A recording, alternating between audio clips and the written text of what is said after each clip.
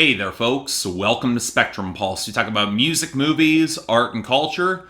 And now it's a big one you've all been waiting for, the new review of the newest album from 21 Pilots, Trench. Well, it's been a bit of a journey getting to this point. And I'm not even sure I can say that with a straight face. Because I think what some people think about my opinions around 21 Pilots are very different than the actual reality of what I do think. So I think it might actually help to bring some folks up to speed on, the truth. So, 21 Pilots. They started off in the late 2000s and very early 2010s with two independent albums that fans in the clique adore a fair bit more than they probably deserve. Not that they weren't good ideas on those projects, but they're both desperately unpolished, leaving 21 Pilots as one of the few groups that actually got better through signing to Fueled by Ramen in the early 2010s. Now, this led them to putting out their major label debut album Vessel in 2013, which I actually reviewed. A genre-blurring mess of an album that I still wound up liking and considering pretty great because the compositions and songwriting contributed to sharp hooks, a keen sense of self-awareness, and a few genuinely brilliant songs. I said all that. And fans hated that review. Then in 2015, they followed it up with Blurryface, delivering even more polished compositions, and then ascended right up their own asses with a blisteringly self-aware dissection of their newfound fame. And it's also one of their best albums to date, and one of the best albums of 2015. Full stop. And if it sounds like these comments are phrased just to intentionally piss off the clique, well, yeah, they are. But it's all in good fun, and with the realization that I'm a pretty big fan of this group too. I'm just also very much aware when a band starts taking the piss out of themselves, which might have been the entire damn arc of Blurryface for the album, and hey, I respect them for that. But I will admit, I was really worried going into Trench. Yes, the actual guitar on Jumpsuit was exciting for me, and the hope that this group was finally gonna get some rock muscle, that was only encouraging. But I'll freely admit there were some warning signs about this album that made me kinda wary, because even going back 2 years later, I did not like Heathens, and the less said about that butchering of My Chemical Romance's song Cancer, the better. But both were signs that 21 Pilots was starting to drown in their own image and veneer, and I wasn't sure that a dystopian concept album was the best way out of that, especially given that in my circles, the hype around Trench seems oddly muted. But hey, I still think that this group is talented, and having heard their blatant copycats and wannabes chase after their fanbase, I was curious where they would take their sound next. So, alright, what do we get out of Trench? Well, I'll say this.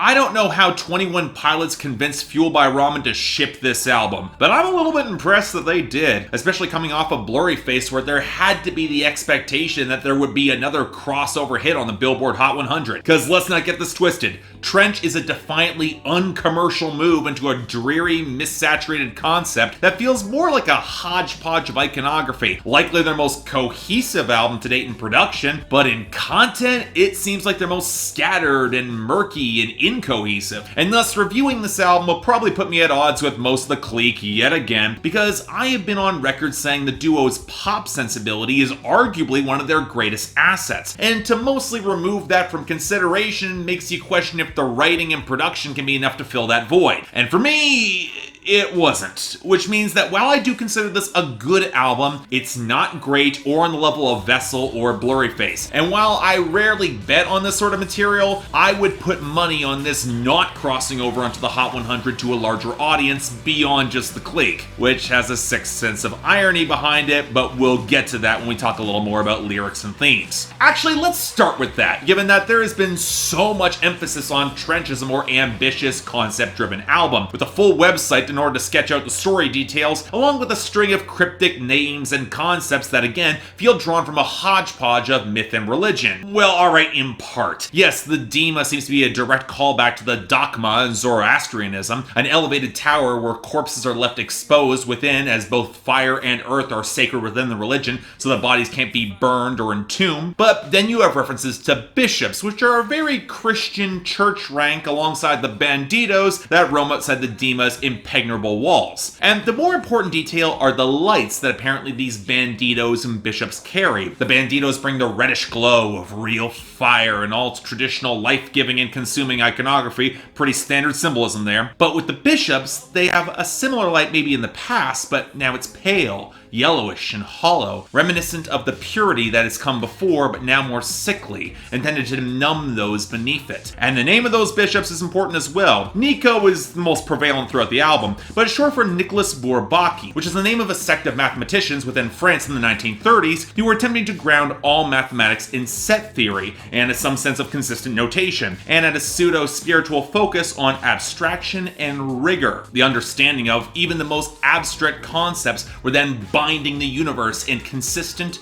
rigid logic. Now, okay, that seems like a lot of detail to understand about a concept album, especially when you come to a pair of very distinctive realizations. Firstly, Tyler Joseph revealed that the Nico he named was representative of the Blurryface character described in the last album, a nebulous construct of insecurities about fame, artistic progression, and his fandom. More on that in a little bit. Secondly, and more interestingly, the whole concept behind this album, it's pretty loose at best, as the duo doesn't hesitate to break character within the story and create songs more focused on real-world people like Tyler Joseph's wife and his late grandfather on songs like Smithereens and Legend. Now, normally, this is the sort of thing that yanks me right out of a concept album, and to some extent it does, but given that the whole concept is more of an extended metaphor than a story being told, it gives 21 Pilots a little bit more wiggle room, especially given how it once again circles back around the band and their artistic development. And of course, there is some room for ambiguity and interpretation here. I wholeheartedly admit that a lot of people will have a lot of theories about this album, but given the subtext lurking beneath Blurryface, it's hard not to see the thematic through lines grow even more stark, even if they come at the expense of their own fan base. Because yes, while I've seen the interpretation that the escape from the Dema and the 9 bishops is the primary metaphor for Tyler Joseph to put aside his insecurities and inner struggles, dig deeper and you realize that said bishops, they might not just represent those struggles on some metaphysical level, but the people driving them at the core, namely the music industry,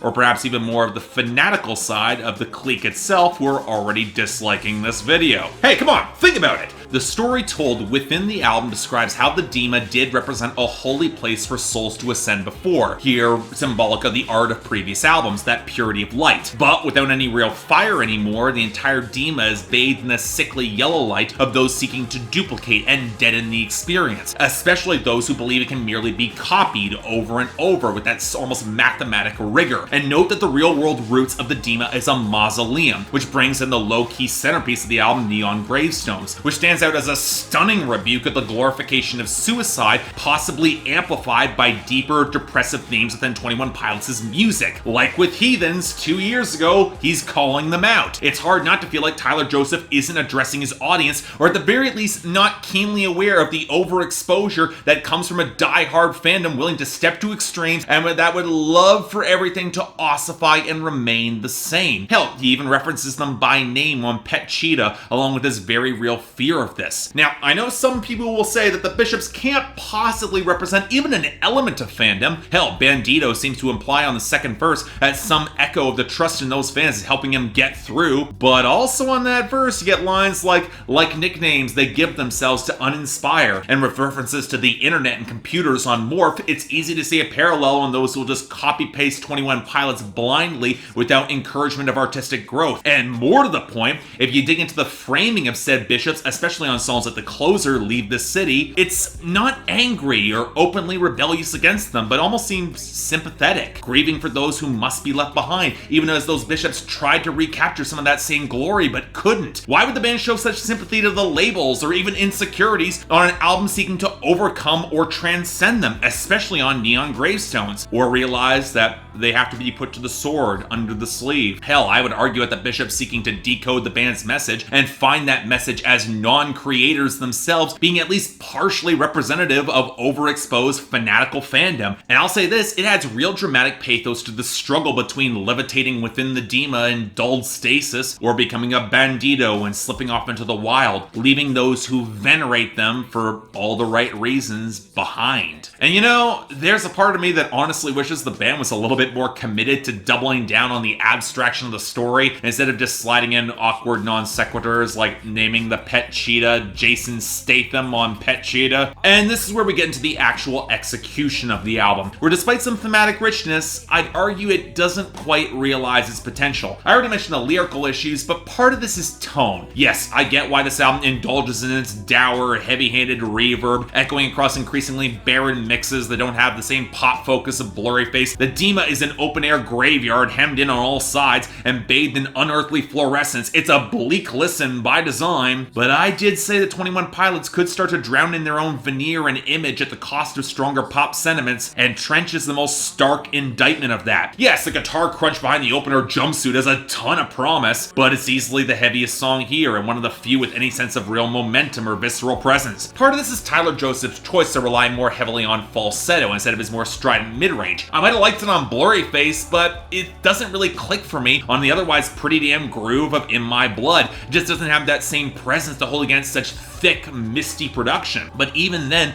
there are songs that have a decent pre-chorus build that even if they're to build to a drop or a strong hook, they just meander into tones and progressions that don't add to more of that hook, like Morph with all of its horn embellishments, or all the wonky ukulele passages around the two hooks mashed together on Nico and the Niners, or the odd lack of a true climax on Leave This City despite a lot of build-up. And then you get songs like Chlorine, Bandito, and Cut My Lip, which have hooks and really good bass lines but feel smothered in this distant, smoky texture that's really listenable. It sounds well produced but feels weirdly inert, or moments of isolated but muted brightness like on Smithereens and Legends, which are very reminiscent of songs on Vessel and only feel more out of place, especially given how their subject matter doesn't really connect with the underlying concept of the album. The truth is that for as melancholy and dour as this album can feel, and really running long as a result, there's only a few songs that can pay that off effectively in the lyrics or composition, like Neon Gravestones, and even that song seems to lose some of its focus in a blur of piano-driven drums and haze. And on the flip side, one of my favorite songs on Trench is The Hype, because despite the blatant late 90s throwback of its melodic composition, if only it's got some of that pop sparkle with its hook that makes me able to go back to it and remember it. But look, at the end of the day,